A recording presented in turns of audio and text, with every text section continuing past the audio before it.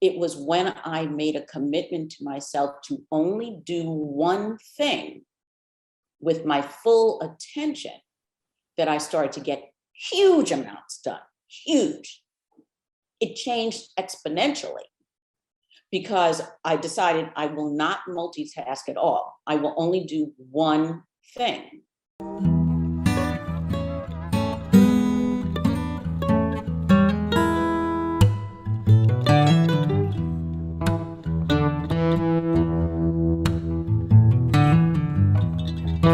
Because if you're doing more than one thing, you're not going to remember any of them. You only have a little piece of your spirit and your memory and your body and your you only have a little piece of yourself in those things. So you're not really integrating them into they're not nourishing. That's it. They're not nourishing. So I say, I'm not going to do that. I'm going to only do one thing. So for instance, it becomes almost comical. So that if I'm going every morning, if I'm in my studio and I get up and I'm going to raise the shades, and they're always raised to the same point, I have to go all the way around. I can't stop. There are 5. I don't stop and then do something else.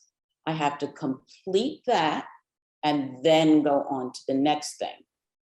So I'm very conscious of I'm doing one thing at a time, and I'm doing it completely, and then I'm letting it go.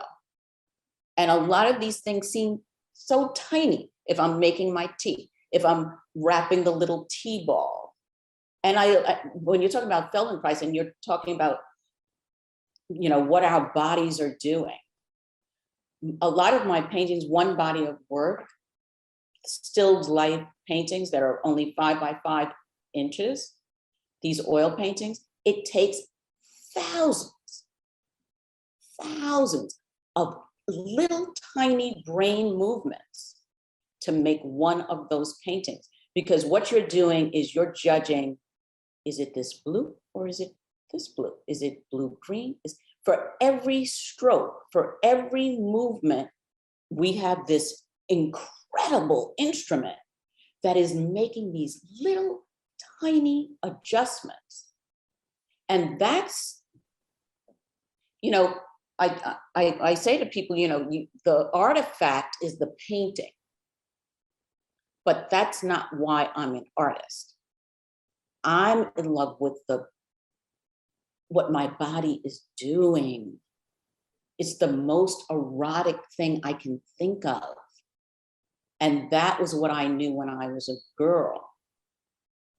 And that is what, for reasons which I do not understand, which I think is under assault by the culture all the time, this erotic desire and love affair with how our bodies and spirits move in space. And you only have a little time to do it. So that's what I do.